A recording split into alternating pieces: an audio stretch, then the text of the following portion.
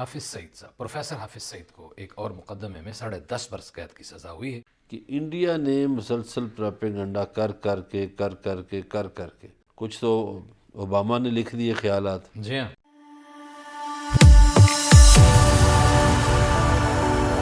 जय हिंद दोस्तों, मोदी देश में आपका स्वागत है।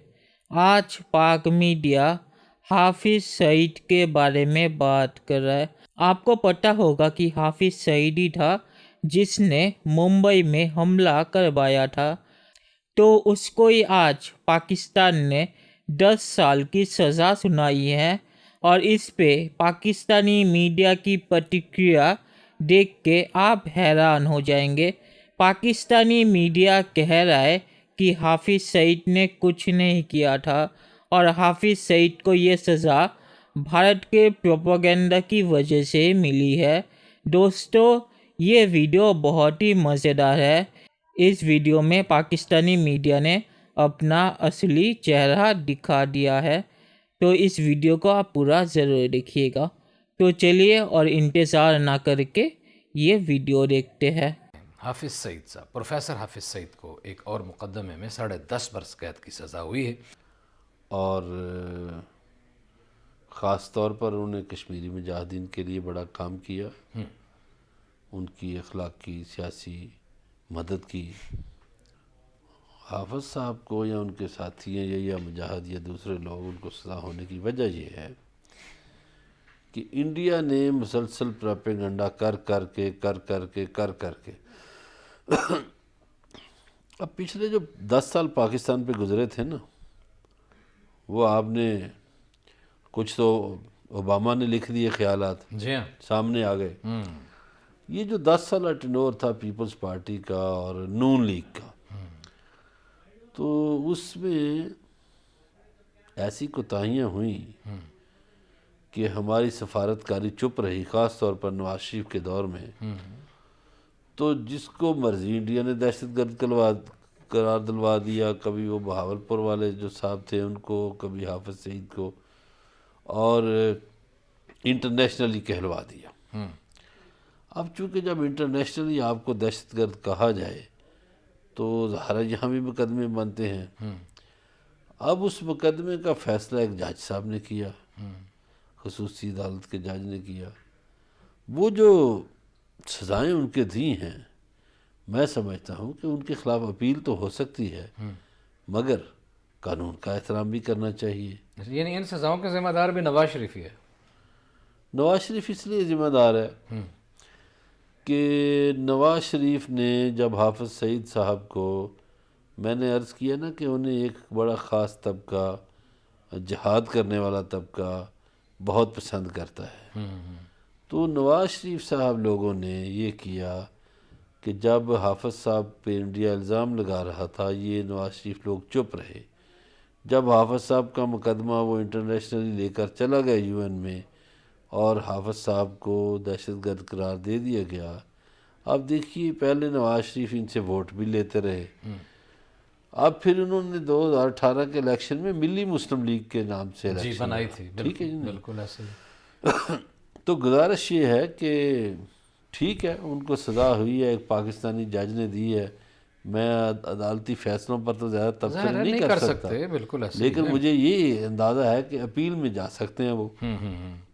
और हाफिज सईद साहब जुलाई 2019 से गिरफ्तार हैं। उन पे 4 मुकदमात के फैसले सुनाए जा चुके हैं और उन पर 41 मुकदमात कायम किए जा चुके हैं।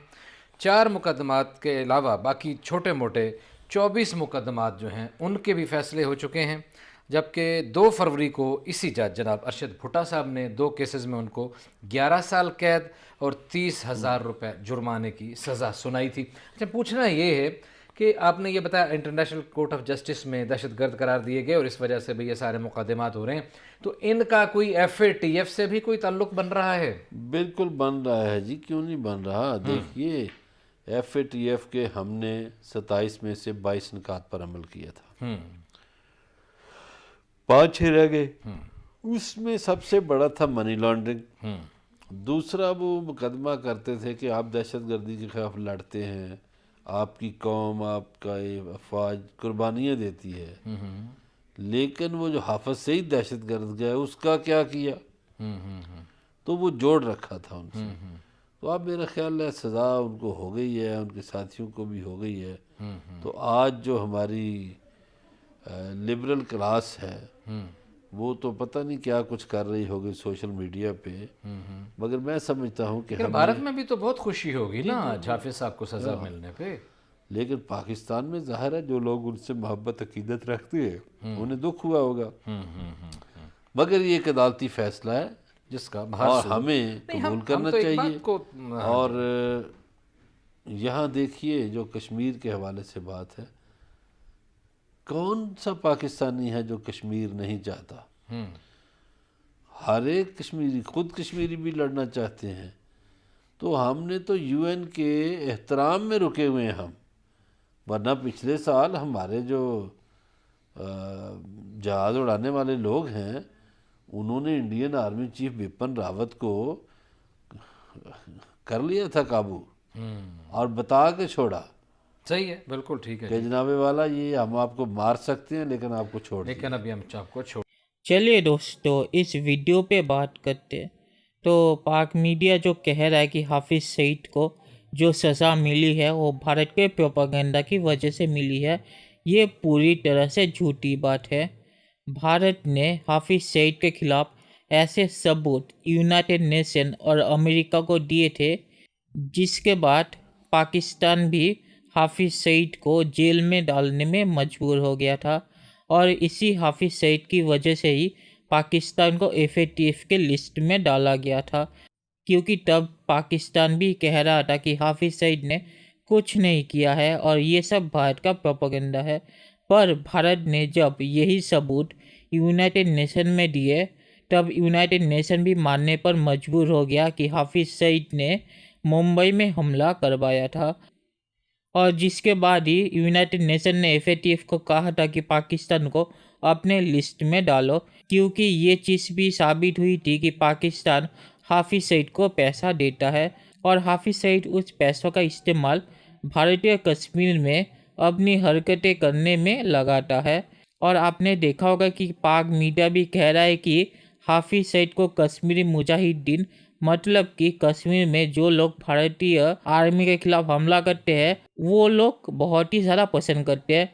और वो लोग हाफिज सईद को इसीलिए पसंद करते हैं क्योंकि हाफिज सईद उन्हें पैसा देता है। और आपको याद होगा कि एक खबर आई थी कि पाकिस्तानी सरकार ने हाफिज सईद को अपने खजाने से पैसा दिया था और उसके बाद बहुत ही झमेला शुरू हुआ था। तो पाक मीडिया जो कह रहा है कि हाफिज सईद को ये सज़ा सिर्फ भारतीय प्रोपेगेंडा की वजह से मिली थी, ये पूरी तरह झूठी बात है। हाफिज सईद को ये सज़ा उसकी हरकतों की वजह से मिली है और पाकिस्तानी अदालत ने सबूत देख के ही तो हाफिज सईद को सज़ा दी होगी। ऐसा तो नहीं है कि बिना कोई सबूत देख के ही पाकिस्तानी अदालत ने भारत के दबाव में ये फैसला दे दिया। तो पाक मीडिया जो ये घुमाने की कोशिश कर रहा है कि हाफिज सईद तो पूरा बेगुनाह है और ये सब तो भारत की साजिश है और भारत के प्रोपेगेंडा की वजह से ही हाफिज सईद को जेल हुई है, ये सब गलत है। और पाकिस्तानी अदालत ने हाफिज सईद को 10 साल की सज़ा देके ये साबित भी कर दिया। और मैं एक और चीज़ बोलना चाहता हूँ कि पाक मीडिया तो एक चीज़ कहता है कि कश्मीर मुजाहिदीन हाफिज सईद को पसंद करते हैं और दूसरे ही सेंटेंस में वो कहते हैं कि हाफिज सईद तो भारत के खिलाफ कोई हमला नहीं करता। तो कश्मीर में जो होता है वो करवाता कौन है? वो यही कश्मीरी मुजाहिदीन ही तो करवाते हैं। और इन कश्मीरी मुजाहिदीन को पैसा कौन देता है?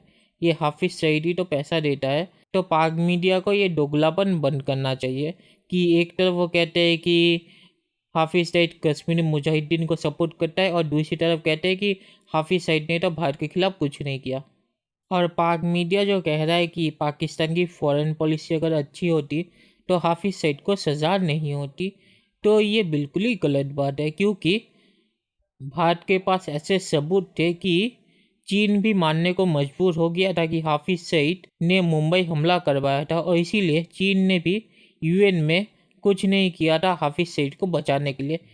क्योंकि आपको पता होगा कि भारत UN को कह रहा है कि पाकिस्तान के कई लोगों के खिलाफ एक्शन करे, पर चीन हर वक्त उसे ब्लॉक कर देता है। पर हाफिज सईद के मामले में चीन भी ये नहीं कर पाया क्योंकि हाफिज़ सईद के मामले में भारत के पास बहुत ही मजबूत सबूत थे। तो ये कहना कि पाकिस्तान की फ़ॉरेन पॉलिसी अगर अच्छी होती तो हाफिज़ सईद बच जाता, तो ऐसा नहीं है। क्योंकि जब चीन ने भी मान लिया कि हाफिज़ सईद ने मुंबई हमला करवाया है, तो पाकिस्तान की फ़ॉरेन पॉलिसी कितनी भी अच्छी हो, वो हाफिज़ सईद को नहीं बचा पाते। और मैं एक और चीज़ बताना चाहूँगा कि हाफिज़ सईद के पास पॉलिटिकली बहुत ही ज़्यादा ताकत है पाकिस्तान में, क्योंकि हाफिज़ सईद बहुत सारे वोट्स को कंट्रोल करता है हर चुनाव में। तो इसीलिए पाकिस्तानी नेता हाफिज़ सईद के खिलाफ कुछ नहीं बोलते, क्योंकि उन्हें पॉलिटिकली इसकी प्राइस पे करनी पड़ेगी। तो इसी वजह से भी बहुत सारे नेता हाफिज़ सईद के खिलाफ कुछ नहीं बोलते हैं। और ये भी एक और वजह है कि हाफिज़ सईद इतने सालों से पाकिस्तान में बचा हुआ था। और हाफिज़ सईद और एफएटीएफ का रिश्ता बहुत ही पुराना है, क्योंकि आपको पता होगा कि पाकिस्तान को एफएटीएफ के लिस्ट में मुंबई के बाद ही डाला गया था, और उनमें हाफिज़ सईद एक आदमी था जिसकी वजह से एफएटीएफ ने पाकिस्तान को अपने लिस्ट में डाला था।